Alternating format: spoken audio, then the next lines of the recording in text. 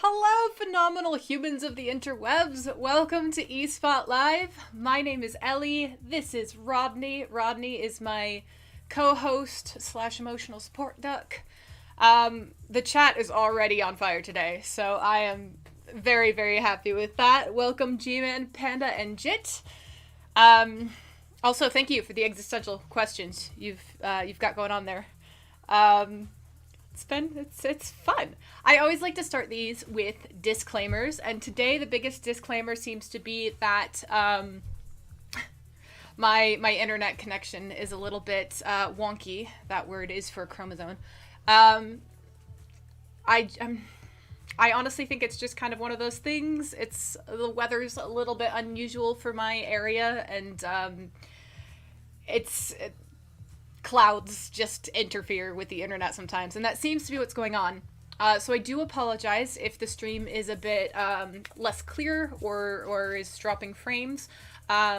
Please let me know in the chat if it gets to a point where it's too distracting or anything of that nature, or if it's smooth on your end. That G-Man posted, "I am the one who waits" in the chat without the context of the previous conversation. That sounds very sinister. It's going along with Jit's existential question that he started off with, which is, if you're waiting on a waiter to get you a glass of water, aren't you now the waiter? And so that kind of spun off its own conversation, just for a little bit of context there. Yeah, aside from my interwebs, I don't think I have any particular disclaimers, knock on wood. So I'm gonna dive in. And today we're going to actually start a little bit differently than a lot of the others. So for those of you new to eSpot Live, this is a show where I discuss entertainment news topics and I babble about them. Today, however, I'd like to start with an official statement from Devious Eye Entertainment that is just addressing a lot of what's going on right now. So the statement is as follows. Devious Eye Entertainment condemns hate, racial discrimination, and violence in all forms. Our community and our colleagues are feeling fear, isolation, and outrage due to the negative actions of our society as a whole right now. So now more than ever, we join with the community to speak out against bigotry. We believe in equality and harmony among society, and we feel that as artists, designers, musicians, gamers, influencers, and that just as people, we should treat others as we want to be treated.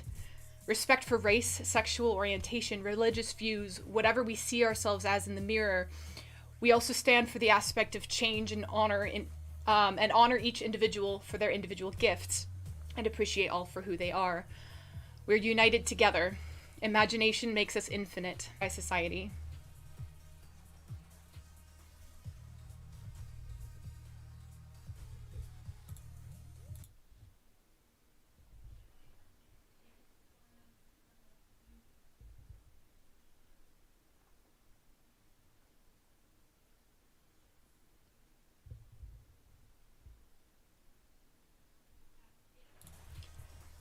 Thank you for joining me in that, and thank you, G-Man, for the hydration redemption. Is that what you call it? Because you redeem hydrate, so is it considered a redemption? I don't know. Hydration. All right. With that, again, thank you very much for joining me in that, and I'm going to jump into the rest of the topics for today. The first I feel is kind of bittersweet in a sense. I'm talking about Lou Oten's having passed away at the age of 94, and this I feel like is really more of a celebration of life. I feel like a lot of the announcements that I've given talking about death have been really heartbreaking because so many people are taken well before their time, and there really never is a great time to go. But this is a filled with ingenuity, and I just want to take this time to celebrate that more than anything. So Lou Otens, for those who don't know, is a Dutch engineer who invented the cassette tape and was a major collaborator on the creation of the CD format. And he has officially passed away at the age of 94. He was born on June 21st, 1926. His teenage years coincided with the Second World War and Germany's occupation of the Netherlands. So the world got to see a very early glimpse of his talents when the young man built a radio through which he and his parents could receive Radio Orange, which was a Dutch-language BBC broadcast to the German-occupied Netherlands. And his creation featured a directional antenna to avoid the Nazi jammers, which he personally nicknamed the German filter. After the war, Auden studied engineering, and after receiving his degree, he started work at Philips in 1952. By 1960, he was the head of product development, and within a year, his department had created the company's first portable reel-to-reel tape recorder, which was the EL3585. This technology was exciting but frustrated Audens. He's quoted as saying, "I got annoyed with the clunky, user-unfriendly reel-to-reel system. It's that simple." So he and his team then began to work on a new type of tape system, and he had a principle that this new format should be small enough that it could fit inside of a jacket pocket. He had a prototype carved of wood to demonstrate the desired form factor. At some point in 1962, the cassette tape was invented. Officially called the compact cassette, and in 1963, it was first shown in public at the Berlin Electronics Fair. In something of a sign of the times, the advertising slogan for the cassette tape boasted that it was smaller than a pack of cigarettes. The cassette tape would absolutely revolutionize the sharing, portability, and ease of recording music, as well as delivering a sound that Audens himself preferred to vinyl. No one really knows how many cassette tapes have been produced or sold in its lifetime. The BBC estimates over 100 billion, but the only thing we know for sure is it's a whole hell of a lot. On the technology's 50th anniversary, Audens told Time magazine that it had been a sensation from day one. Philips museum director Olga Kulin told NPR in an interview, "Lou was an extraordinary man who loved technology, even as his inventions had humble beginnings." She also mentions that the original wooden cassette prototype had ill-timed end when it was lost due to Lou using it as a prop up for his jack while changing his tire. So, alas, I feel like things like that, like you build a prototype and it's just something you show around the office, right? You don't know it's going to become this grand historical thing, and then suddenly you're in your car with a flat tire and like, oh, here's a block of wood.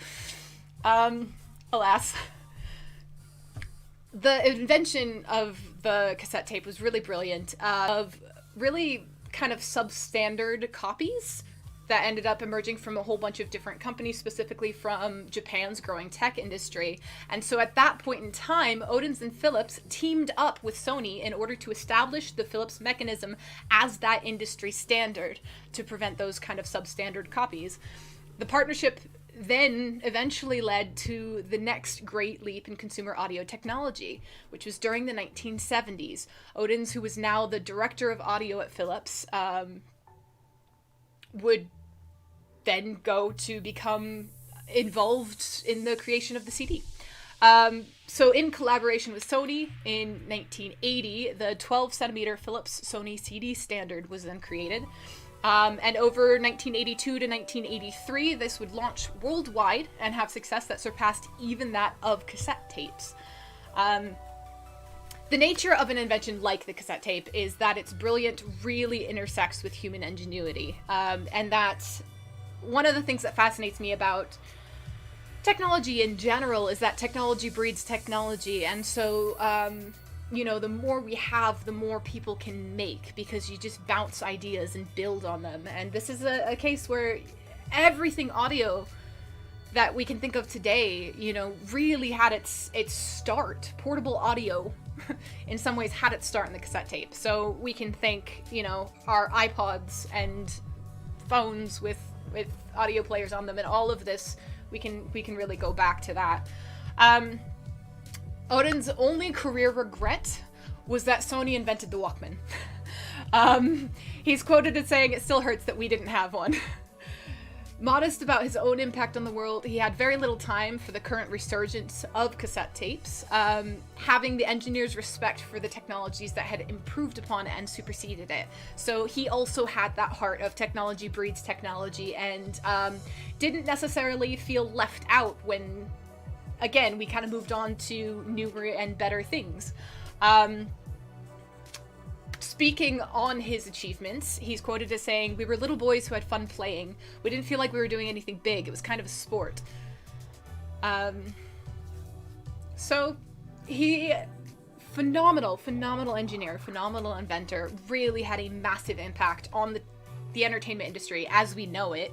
But in such a kind of subtle way. I know I personally didn't know about him until researching for this sad announcement. But I have so much respect for that man. Incredible life, incredible story, and very humble as well. So that's all I really have to say about that. If you guys have thoughts or memories about cassette tapes, go ahead and put them in the chat.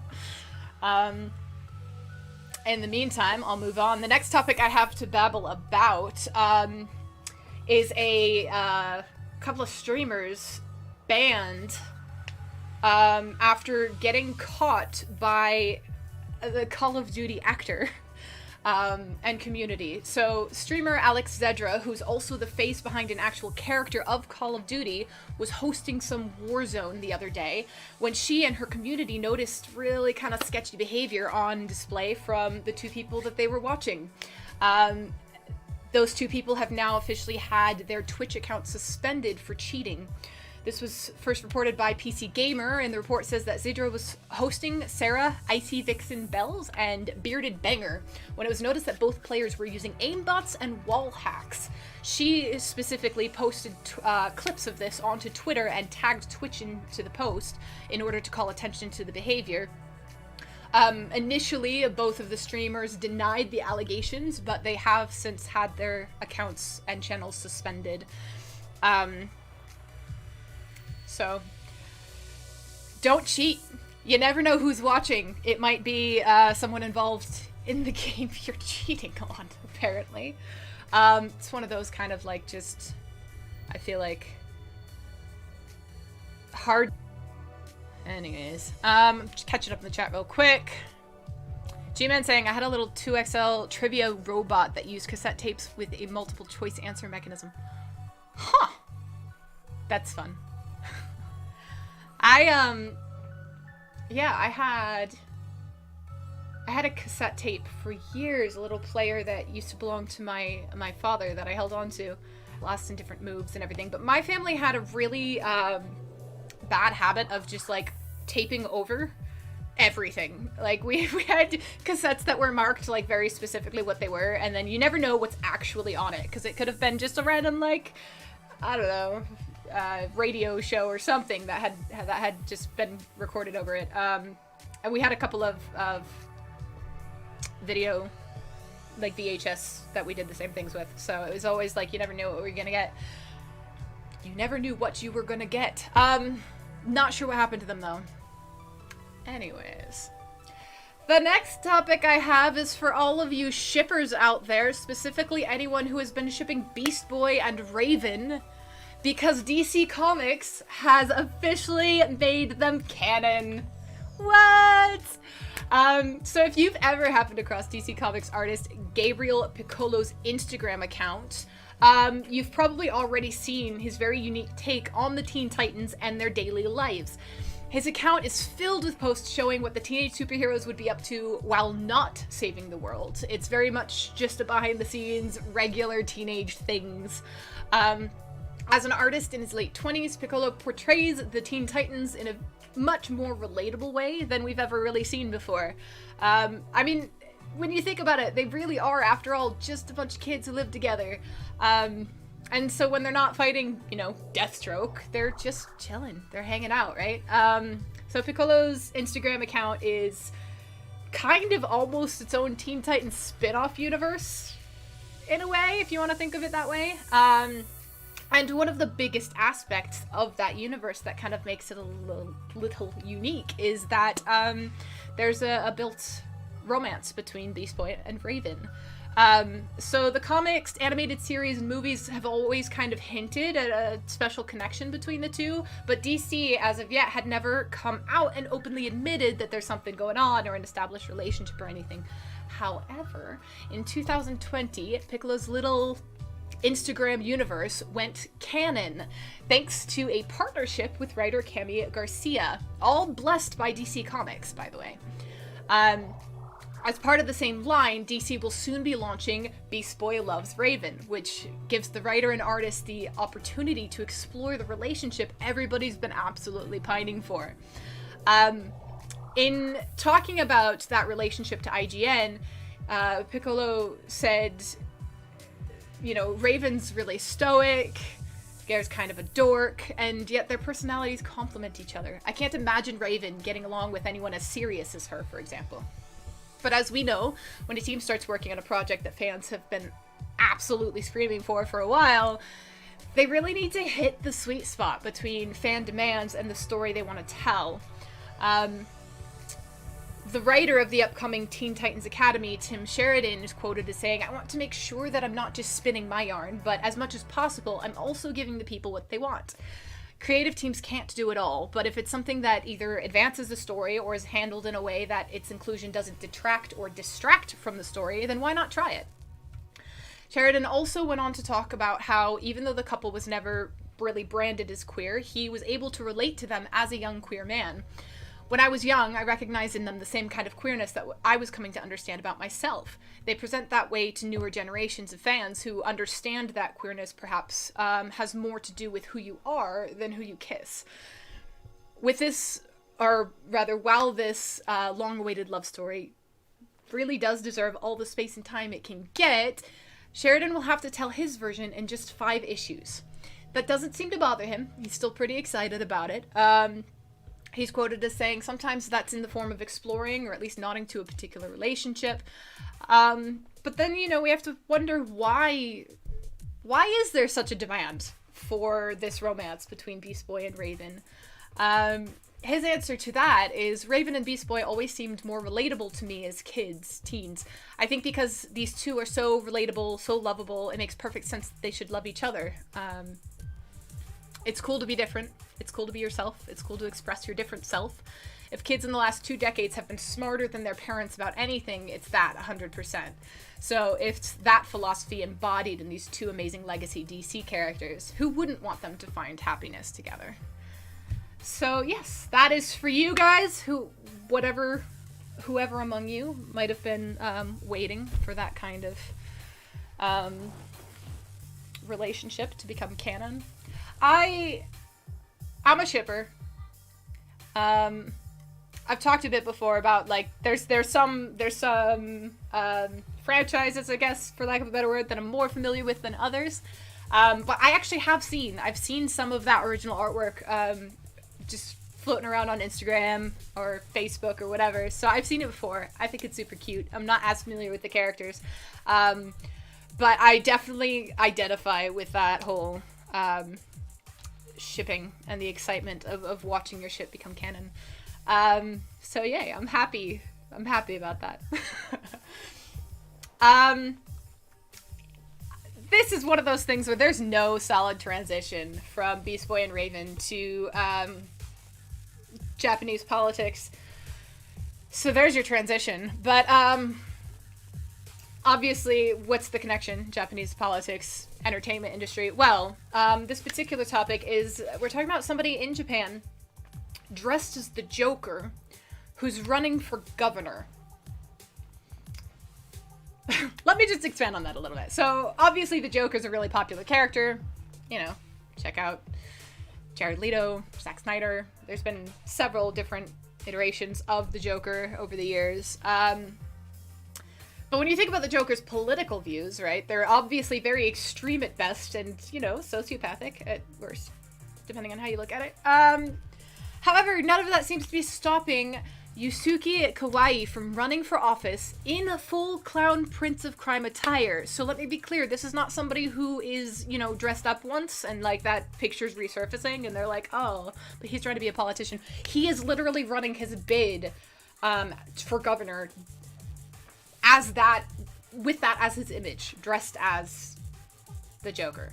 So, his particular governor bid aims to put him in charge of the Chiba Prefecture, which is located in the Kanto region, which is just outside of Tokyo's outskirts towards the east.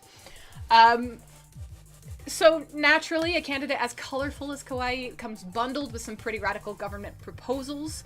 And so the man actually suited up for a broadcast presentation on Japanese public network NHK. And, you know, it really comes across as the Joker holding Batman ransom.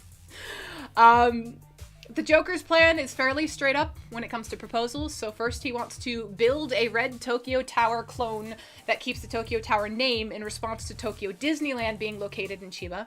He also intends to rename Narita Airport and Makuhari Station as Disney Sky and Makuhari Messi Isn't Here Station, respectively.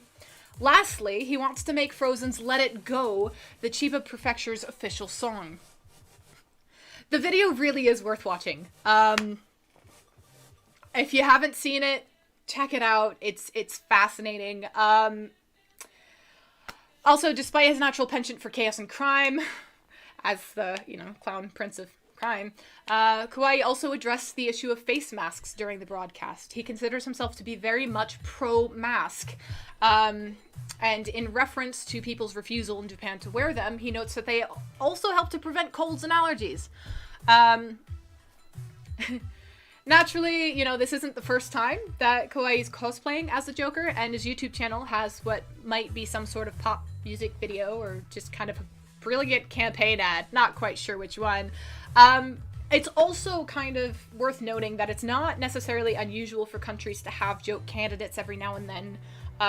Even in the US, there's always candidates who run. Vermin Supreme comes to mind, with just a very bizarre outlook, to kind of bring specific issues, to light in a very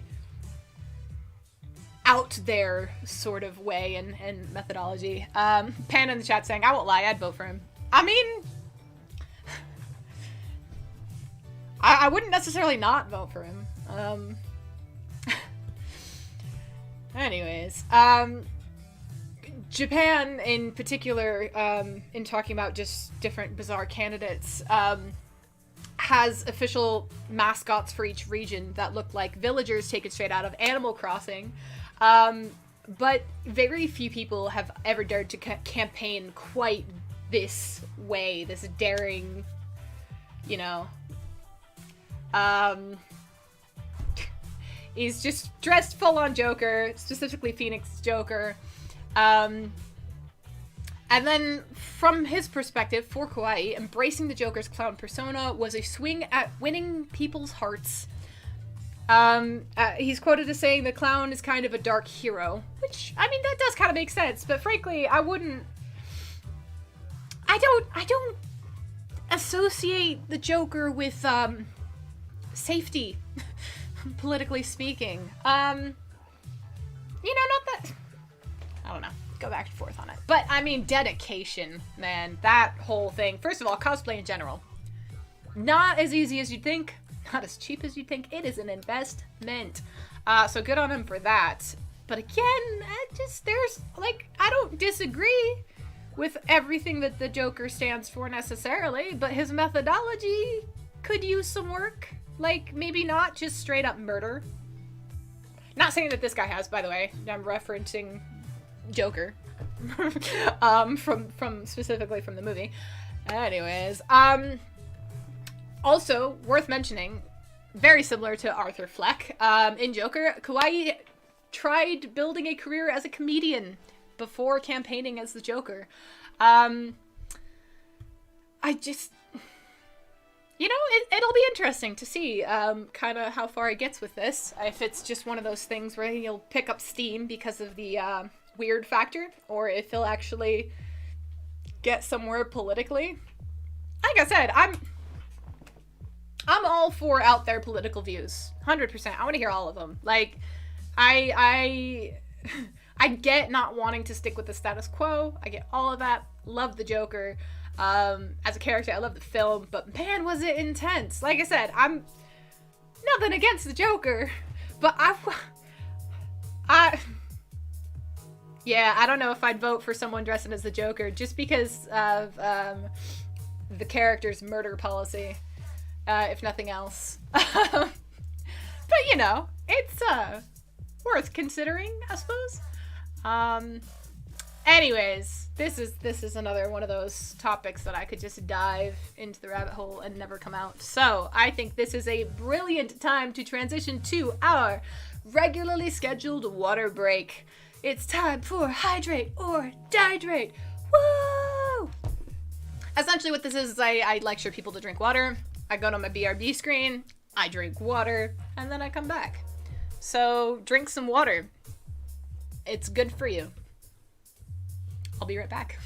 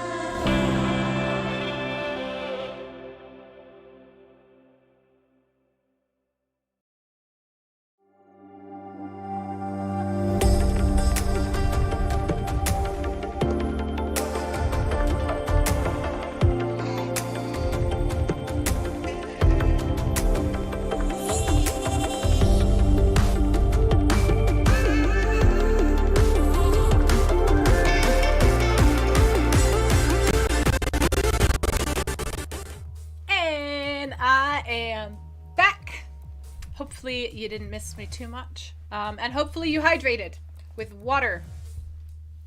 End of rant. Alright, the next thing to chat about is just the level of gaming industry drama that I just thrive on. I've learned a lot about the gaming industry. Still learning a lot about the gaming industry. And one of the things that I've learned is there's so much drama. So much drama. Anyways, this particular topic is the investigation into EA Gate, rather. That's another thing I've learned, is that they like to slap gate onto the end of things, and then just becomes a whole thing. Anyways, so that kind of came out a little bit of a mess. So back up a little bit. EA has halted all FIFA discretionary content granting for an indefinite period of time as it investigates allegations that an employee, or at least someone involved with EA FIFA, has been selling rare FIFA 21 Ultimate Team items on a makeshift black market for real money. There's so much there. Oh my goodness. Just things like this amuse me more than they should, and I don't want to say it amuses me and make light of it. It's just, I never would have thought of this being a thing, right? Anyways, maybe it's just me.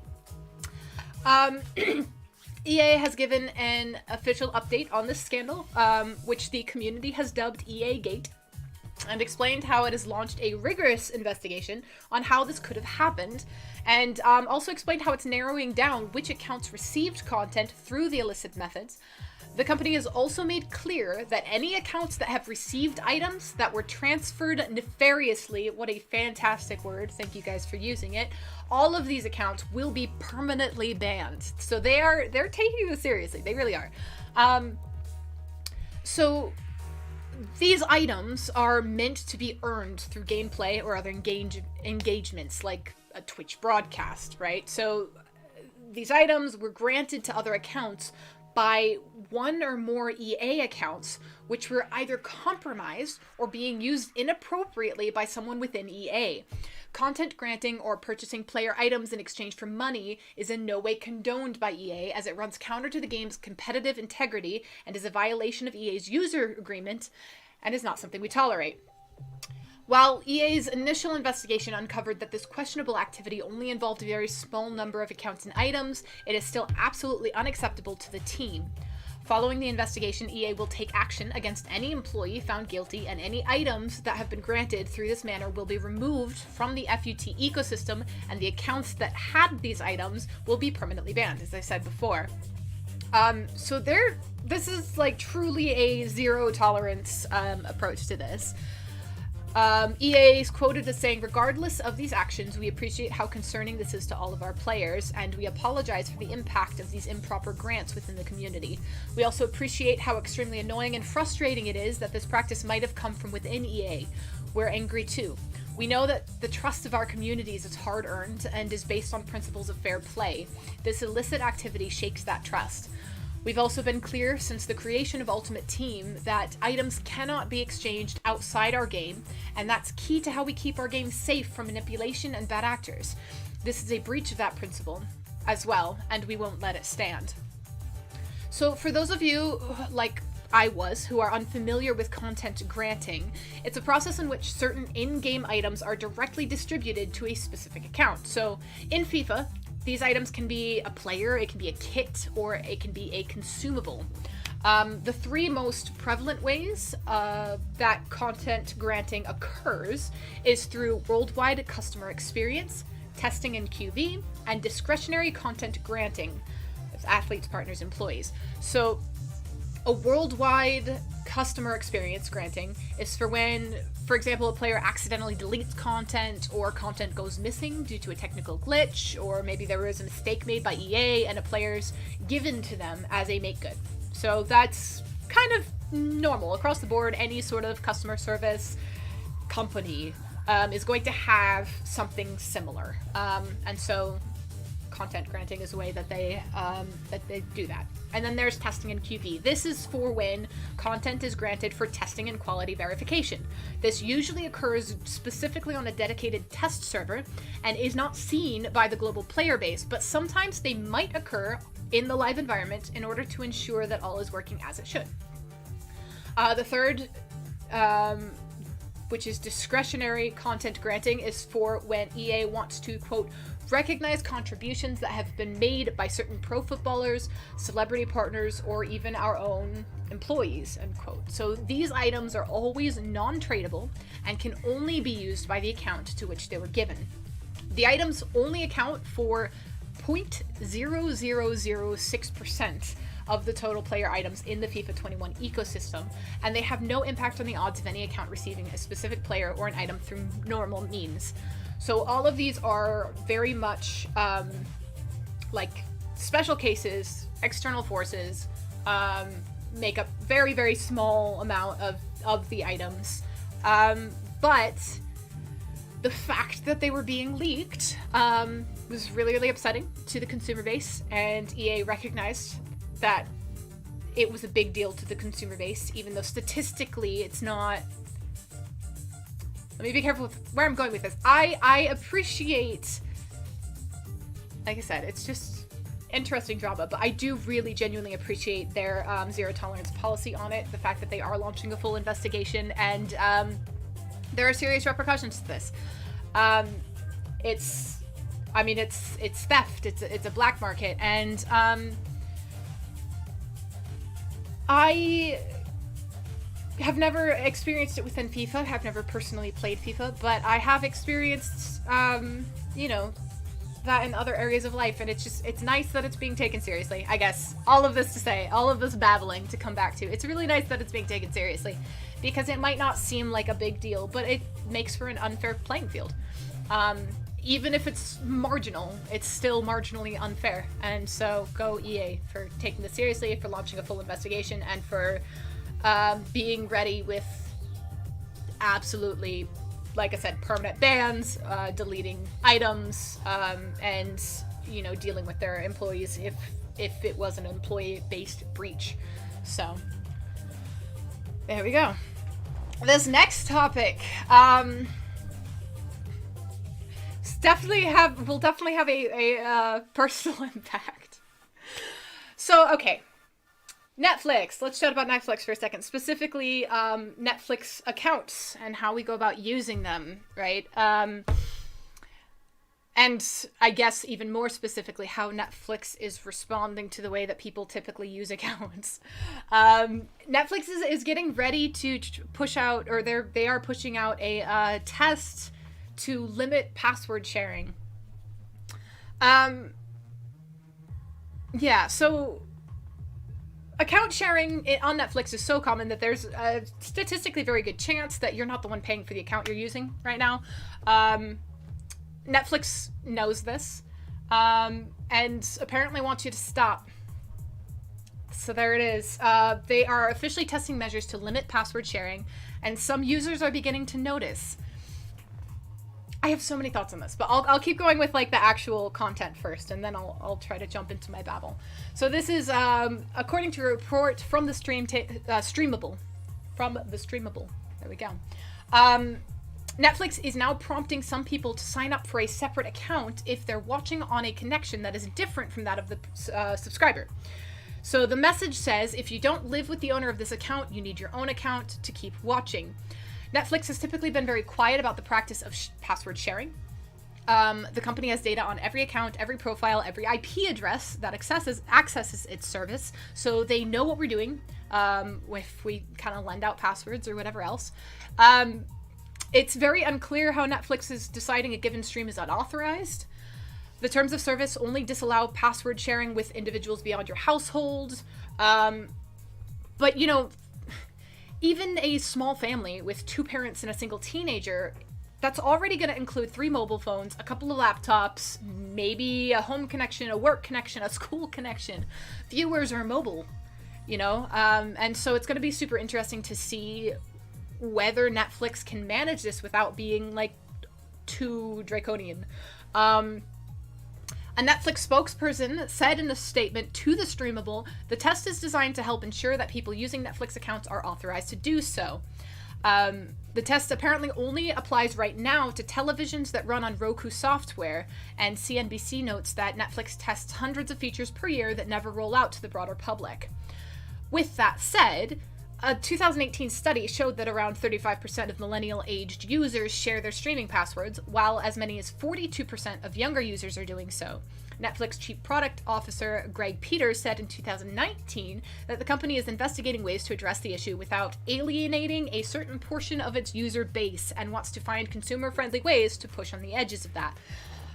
So, you know, you're free Netflix access, safe for now, but might be numbered. Days might be numbered.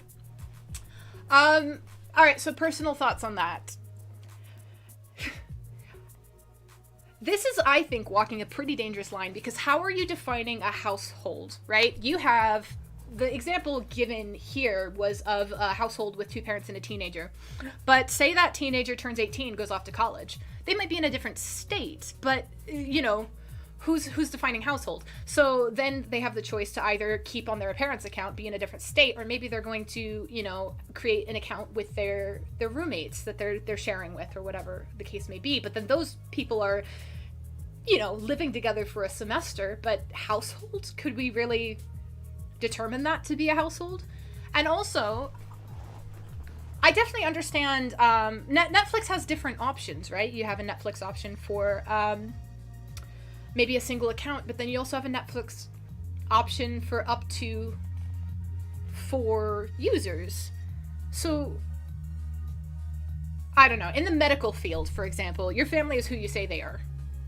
That's kind of what defines family. Not when you're giving like a medical background. Obviously, that's genetics. But aside from that, who can visit you, who has say in your care, etc., that's determined by the patient, who the patient says is their family. And obviously, that's a very separate example, but I think it kind of has, you know, some overlap there. Like, who, again, who's a household? Who's your family? Who are you allowed to or not allowed to go halvesies on a service with, or something like that? I just think this is I definitely understand them wanting to, like I said, limit just people who give out the password to everybody. And I think they already kind of do have some ways to limit that, because, you know, if you have 4 people on your Netflix account, then only 4 people can watch, 1 on each of the users. Like, that's how I think it works. That's how I always imagined it works. So, yeah, that's just Ellie's thoughts on that particular topic. I live in a different place from a lot of people. So some things, you know, utilities, obviously, that kind of thing, I might share with my roommates, and phone plan I'm still sharing with my family, which that's a different state. And, you know, other accounts I might share with people I've lived with in the past. Anyways, I think it just gets complicated. We don't have... I feel like my generation and the generation coming next doesn't have that same sort of 2.5 kids, white picket fence, definable households. Not saying that nobody does, and not trying to knock that lifestyle at all, but I just think that we're living maybe a more nomadic lifestyle, or I don't know, maybe I just need to settle down. Who knows? Anyways, moving on before I dig this hole any deeper than it already is. Let's chat Ms. Marvel, as it relates to the dictionary. In this case, I'm talking specifically about the word embiggen. So embiggen was a word actually first created by The Simpsons, but was more recently popularized through Kamala Khan's Ms. Marvel, and it has now officially been added to Dictionary.com. I think it is fascinating language in general, but to watch how words created in fiction, whether that's books, comics, TV shows, movies, whatever, work their way into popular culture. And language is one of those things that's constantly shifting, right? And so once something hits popular culture, it's a word, whether you want it to be a word or not. I remember drama coming up with, like, the word yeet, right? The youngins started using the word yeet, and people were mocking the word or whatever, but once it's embedded its way into popular culture, it's a word with meaning, whether you want it to be or not, right? I think that's absolutely fascinating. So taking the example of embiggen, this was originally coined in The Simpsons. It was first heard in the 1996 episode Lisa and the Iconoclast. And the motto of the town of Springfield is "A noble spirit embiggens the smallest man," with the teacher officially declaring it a perfectly cromulent word. It's recently seen something of a resurgence due to Kamala Khan's Ms. Marvel, who uses it to describe her ability to morph parts of her body, particularly her fists, into gigantic forms. And now embiggen has officially been added to Dictionary.com, to the absolute delight of Ms. Marvel co-creator G. Willow Wilson. The site confirmed the news in a tweet that will have been entertaining to really any comic book fan. Oddly enough, also worth noting, Dictionary.com's actually a little bit behind the times on this, because the Merriam-Webster dictionary added embiggen back in 2018. They acknowledged the impact of Ms. Marvel at the time, even tweeting a video of Kamala Khan in honor of the popular Marvel superhero. So, I mean, no doubt Dictionary.com picked a good moment for this, though, and they probably timed it, because as influential as Ms. Marvel has been to date, Marvel's first Muslim American superhero is about to become bigger than ever. Iman Vellani has been cast as a live-action Kamala Khan and is soon to make her small-screen debut in a Disney Plus TV series set in the MCU. From there, Marvel's already confirmed that she will go on to appear in Captain Marvel 2. This means that a lot more people are about to find out just how spectacular that word embiggen can be. Something that's somewhat concerning to some people is Kamala Khan's powers, which look absolutely stunning on printed page. might not translate particularly well onto the small screen. G. Willow Wilson herself has admitted Ms. Marvel's powers could look creepy if not done correctly in live action. And it was pointed out that they weren't designed to be cinematic. So frankly, if Marvel gets this wrong, it could end up looking more like horror than anything else. But see, I have so much faith in Marvel for this. Maybe more than I should, I don't know. But so far, the MCU has not let me down. Specifically looking at the Disney Plus series they're rolling out right now. So I'm going to go ahead and assume in good faith that they're going to make it look not creepy. But it'll be interesting. That's my take on it. Like, I'm interested to see where they go with it. Also, amusingly, Wilson has previously admitted that she didn't get the Simpson reference when she began using the word embiggen. In fact, she thought it was a computer term that she'd encountered in relation to image manipulation, specifically the embiggening of JPEGs. But in choosing this word, G. Willow Wilson helped to cement Ms. Marvel's Kamala Khan's place into popular culture. And now, you know, it seems that the term has become so popularized that it's no longer niche. It is in the dictionary, which is super exciting for nerds all over the world. So yeah, definitely looking forward to seeing Kamala Khan hit the TV screen. And I just, like I said, I adore language and words. And so I think that that's fantastic. Alrighty. One more thing to chat about today, news-wise, in the entertainment industry, is a little bit of Nintendo news, in that the Switch has surpassed Game Boy, the Game Boy Advance, in sales, which is really crazy to think about. Yeah, I remember how popular Game Boy was, and now there's a new kid on the block. Not really. I mean, it's obviously the Switch has been around for a while, but Nintendo just keeps pumping out items that are more and more popular. Is like that's essentially what it boils down to. So there seems to be a battle between Nintendo's own creations right now. And the latest console, which is the Switch, is duking it out with other giants in the league, such as the Wii and the Game Boy Advance. So the Switch has recently officially passed the Game Boy Advance in all-time sales, and it is gaining quickly on the Wii to take the third spot in highest Nintendo console sales. So, you know, we all love gaming, myself included, even though I'm just learning about it now. And gaming can be really diverse in its own way, you know. There are several consoles in the market providing very different experiences.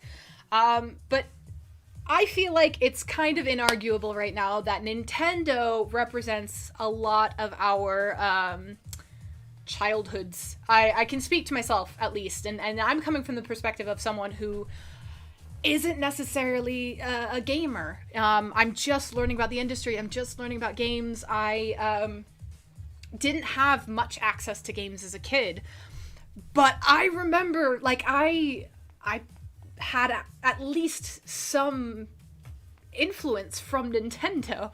It's when things hit a certain level of notoriety in society, you can't avoid them, right? And so I, you know, knew of whether or not I got to play. I was very familiar with Super Mario, Zelda, all of these characters, all of these things, these games.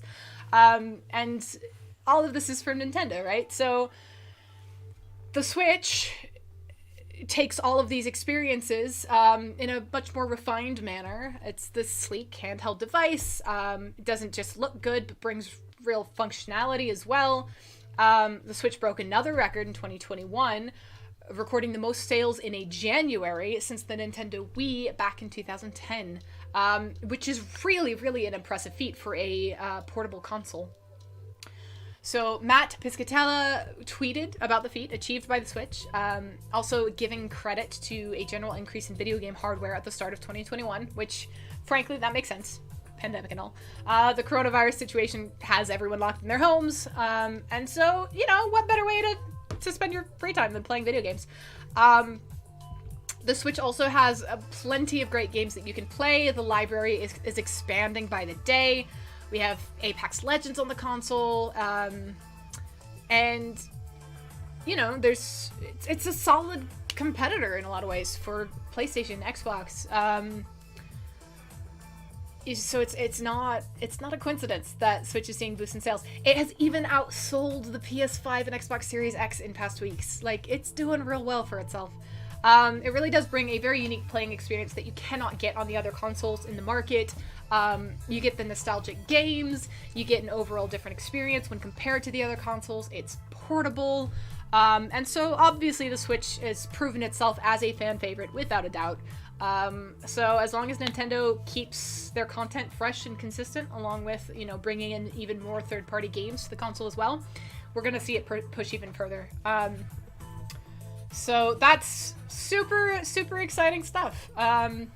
Catching up on the chat real quick. We have Wolf in the chat. I'm sorry I didn't say hi earlier. Hi, Wolf. Good to see you.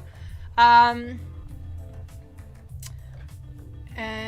you're saying I have all 707 NES games on my PC and an NES emulator. Nice. Yeah. That's super cool. I'm excited for when I get to dive into gaming, but which, by the way, I'm just gonna throw out there, is coming soon. I don't have a date for you yet, but I have heard from you, my peoples, and what I have heard is that you want to see me try to play video games, and we're working on it. It's coming. Don't have a date for the stream yet, but there are things in place to make it happen sooner rather than later, and I am super stoked, guys. So yeah, I'm excited to get my hands on all sorts of things, and we'll just have to see how that goes. Which games I prefer, who knows? Anyways, that's all I got for today. That's it, all of the things. So make sure that you're following us across social media.